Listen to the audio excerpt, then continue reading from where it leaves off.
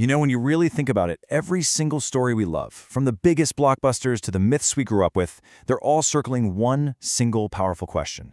It's the challenge every villain lays down, and it's the test every hero has to pass. And ultimately, it's the one question they are all asking us.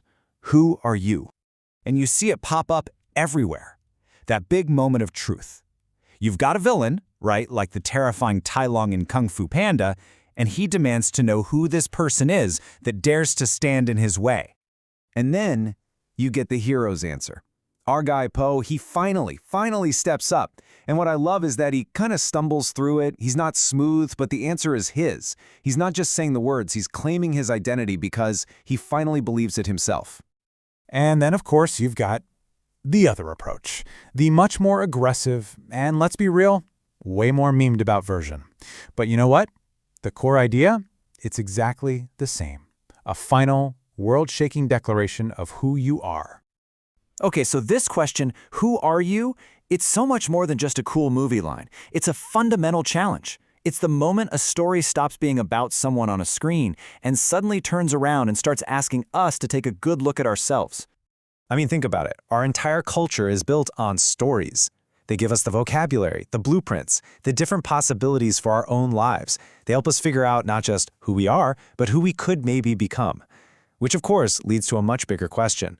Are the stories we're telling ourselves today really giving us all the answers we need? To find new answers for the future, well, sometimes you got to look back. You have to go digging for those foundational stories that our modern world has kind of taught us to just forget about. Let's just look at the power of a single word. Our culture has the elderly. And when you hear that, what words pop into your head? Decrepit, maybe? Over the hill? But older stories, they had elders. That word, it feels totally different, doesn't it? It has weight, authority, respect. You have to wonder what we've lost, especially for women, just by trading that one word for the other. And this is a perfect example of what we've lost. Everybody meet the Cailleach.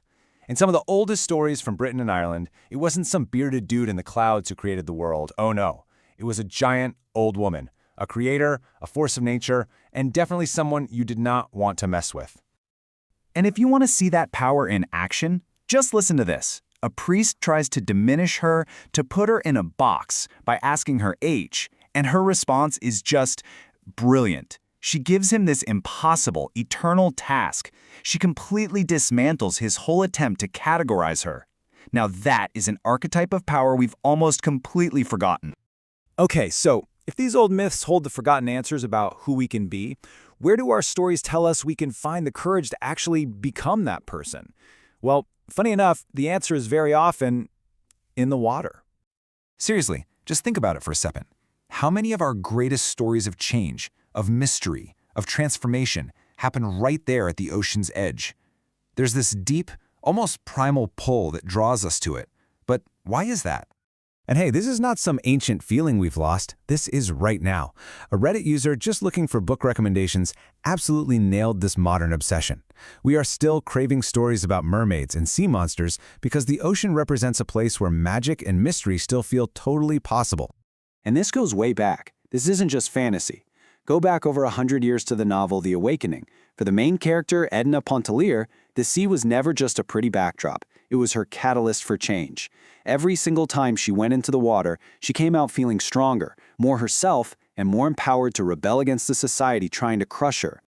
So really, the sea in our stories is never just water, is it? It's this massive symbol. It's a place of rebirth, a space where your old identity can just dissolve and a new, more powerful version of you can emerge. It's the perfect metaphor for that deep, internal journey to figure out who you really are. So what happens when you take these two incredible ideas, these forgotten archetypes from our deepest myths and the transformative power of the sea? Well, you get some powerful and, frankly, necessary new stories for our time. This is the myth of the Mamiwata, which is the foundation for the novel Skin of the Sea. And let me be clear, these are not your typical mermaids. They are divine beings, created specifically to bring comfort to the souls of enslaved Africans who died during the Middle Passage. I mean, talk about a powerful myth born from an immense historical trauma. And this myth provides the perfect setup for a modern hero's journey. It starts with one sacred rule. Simi can only collect the souls of the dead. But then, out of pure compassion, she breaks it. She saves a living boy. And that single choice has these massive, devastating consequences, which forces her on this epic quest, not just to get forgiveness, but to truly understand who she is and what her place in the world is. And here's the genius of what the author Natasha Bowen did. She intentionally took a framework we all know, The Little Mermaid, and rebuilt it from the ground up using West African mythology. She's weaving myth, history, and fairy tale together to create a brand new kind of hero who can answer that question, who are you, for a new generation, and from a perspective we desperately need. So, look at the journey we just went on. We started with a simple line from a movie, and that question led us all the way back to forgotten myths of powerful creator goddesses. Then it took us deep into the transformative waters of the sea, and finally, it showed us the new heroes being born from that combination right now. And in the end, it really all comes down to this one powerful idea. Stories are not passive entertainment. As the writer Sharon Blackie puts it, they are active spells. The ones we choose to listen to, the ones we tell, the ones we live inside, they literally have the power to change us and to change our world. Which brings us right back to where we started, to that ultimate question, the one that Poe and Batman and the Kaliash and Simi all had to face. The stories, they give us the vocabulary, they show us what's possible. But now, it's your turn. Who are you? What will your answer be?